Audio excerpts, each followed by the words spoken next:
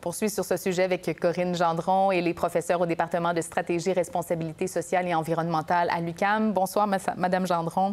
Bonsoir. Alors, on entendait M. Legault dire on est prêt à payer une partie, mais l'entreprise doit payer aussi. Qui doit payer, en fait, dans ce dossier de la fonderie Horn? Je pense que ça va de soi. L'entreprise doit payer. Maintenant, il faut voir comment ça se fait. Elle avait quand même le droit d'émettre ces polluants-là. Là, il y a une norme qui est en train d'être révisée. Alors, il faut qu'elle s'adapte, qu'elle s'ajuste. Donc, il y a des circonstances particulières. Néanmoins, on verrait mal le gouvernement assumer tous les coûts parce que tout à coup, l'entreprise doit respecter la norme québécoise alors qu'elle a bénéficier d'une exemption de normes pendant si longtemps. Et ce qui est un peu particulier, on le disait d'entrée de jeu, l'entreprise Glencore, qui est derrière la fonderie Horn, a réalisé des profits importants, 5 milliards de dollars américains l'an dernier. Est-ce que ce serait bien vu de la part du gouvernement d'aider une entreprise déjà très rentable, possiblement avec la fonderie Horn également, donc donner de l'argent pour appuyer des profits d'une multinationale? C'est sûr que il y a un malaise. Hein? On se dit comment est-ce que l'argent public vient, si on veut, augmenter les profits d'une entreprise qui est déjà très profitable.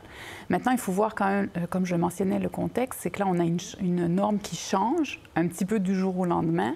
C'est pas nécessairement à l'entreprise d'assumer entièrement un changement aussi brusque, bien que ce que je me dis, c'est que l'entreprise devait bien se douter que les conditions spéciales dont elle bénéficiait pendant si longtemps allaient éventuellement évoluer. Oui. Et on aurait espéré peut-être qu'elle se mette à de meilleures normes, même si elle profitait de ce régime spécial avant qu'il y ait une sonnette d'alarme qui sonne. Mais vous savez comment ça se passe pour les entreprises privées. C'est pas moi qui vais vous l'apprendre, Madame Gendron. On prend des décisions d'investissement lorsqu'on sait que ce sera rentable.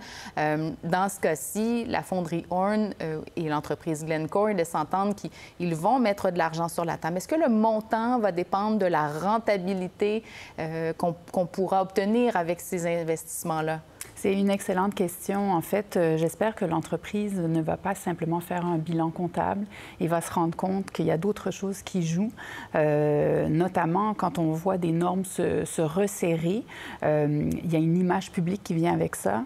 Si l'entreprise compte trop sur les aides gouvernementales, comme si elle était incapable elle-même de s'occuper de la santé des gens, je pense que ce ne sera pas nécessairement bien vu et ça pourrait lui être, disons, lui être dommageable à plus long terme. Oui. Donc, je pense que ce n'est pas seulement une question de rentabilité comptable. Il faut voir aussi l'effet que ça a sur l'image de l'entreprise et sa capacité par la suite à avoir un dialogue avec les parties prenantes locales et avec le gouvernement. Parce que si l'entreprise est mal vue, mal perçue, elle va avoir plus de difficultés à engager un dialogue et éventuellement à faire des partenariats qui faciliteront sa modernisation. Est-ce que ce serait plus simple ou même souhaitable de fermer l'usine, simplement?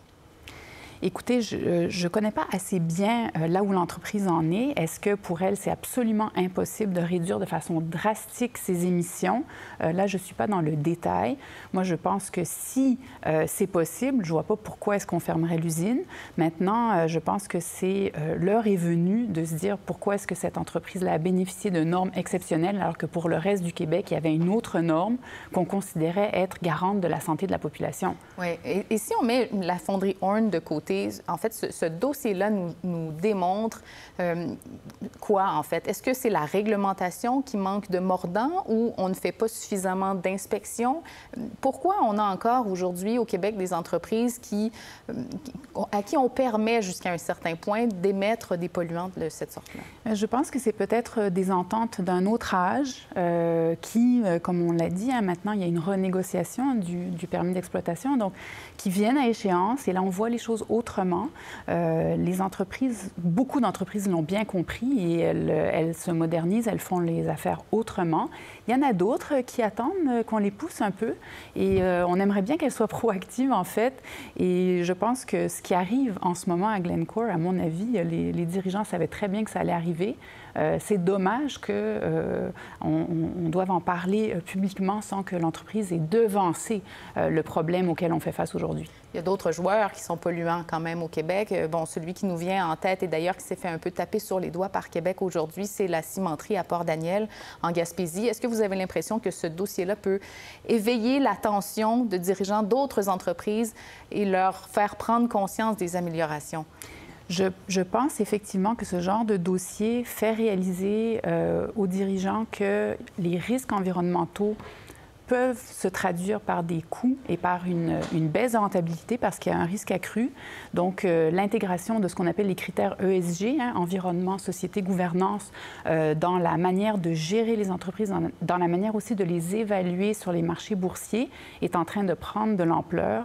Et je pense que des cas comme celui d'aujourd'hui montrent qu'il y a, disons, une relation très serré entre un comportement responsable, le respect de normes, pas seulement de normes d'exception, mais de normes auxquelles on s'attendrait, et la rentabilité à long terme de l'entreprise. Madame Gendron, c'était limpide et très intéressant. Merci d'avoir été là. Merci, bonsoir.